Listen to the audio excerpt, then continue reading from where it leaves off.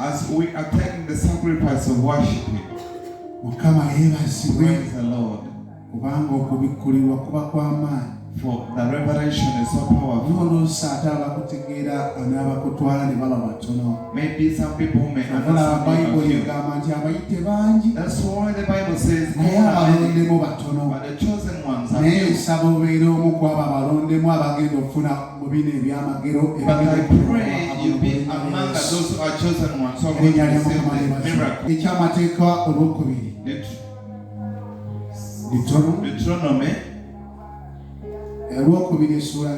Deuteronomy chapter 2, chapter 9, verse 1. Mukama yebazwe Katonda mulungi njagala okwebaza nga tuli mu nyumba yo nsaba oganye ekigambo kino kingiye mu mitima gyaffe kikole bulungi mu linnya lya Yesu. Katonda tukole bulungi otubeere. Mukama mbuulira abantu bano naye nga gwabuulira nga nange ombuulira mu linnya lya Yesu. Nsaba omwoyo omutukuvu atuule munda munze, atuule mu kibiina mu linnya lya Yesu. Otutabaganye tubeere bumu mu Kristo Yesu. Nsabidde amen. Olwokubiri Deuteronomy essula ya olunyiri olusooka lwentandikira. Deuteronomy chapter 9. Wulira gwe Isirayiri, ogenda okusomoka Yoludaani leero okuyingira okulya amawanga agakusinga obunene n'amaanyi, ebibuga ebinene ebyazimbwako ebigo okutuuka mu ggulu, abantu abanene abawanvu, abaanaki, abaana b'omanyi era be wabulirako nga bagamba nti ani ayinza okubaana baanaki. Kale manya leero nga Mukama Katonda wo ye wuuyo asomoka akukulemmedde ng'omuliro ogwokya. Ye alibazikiriza era alibamegga mu maaso go. Bw'otyo bw'olibagobamu n'obazikiriza, bw'otyo bw'olibagobamu n'obazikiriza mangu nga Mukama bwe yakugamba. Mukama yeebazibwe. Wakati nga tugenda tuswala saddaaka ey'okusinza, amidst taking the sacrifice of worship, Bayibuli egambye wulira. The Bible told us to listen. Kubanga ogenda kusomoka, because you're going to go through. Katonda ng'otwala saddaaka ey'okusinza, as you're taking the sacrifice of worship, takulaba ng'agenda olemererwa. He doesn't see you as a failure. Akulaba agenda okuwangula. He sees a victor. Naye akuteekateeka. But he is prepared. N'akugamba wulira.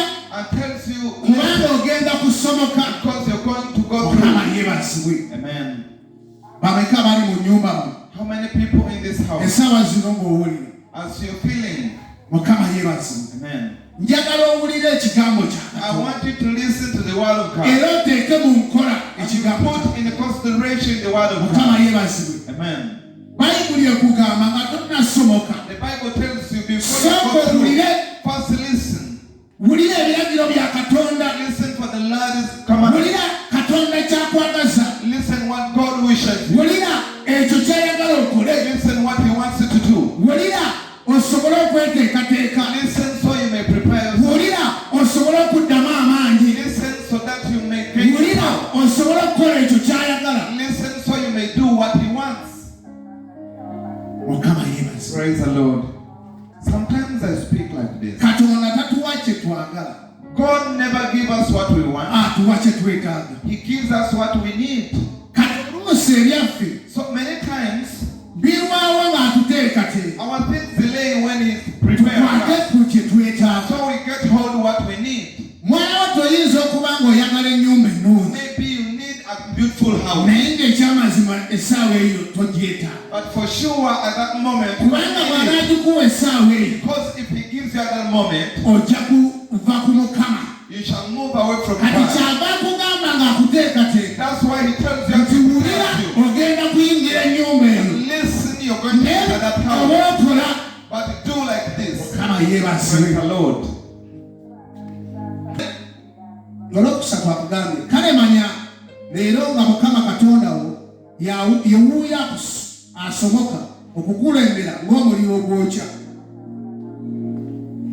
Oba kitegedde nti kale manya wakati mu kugenda wakati mu kutwala saddaaka wakati mu kusinza manya Mukama Katonda wo.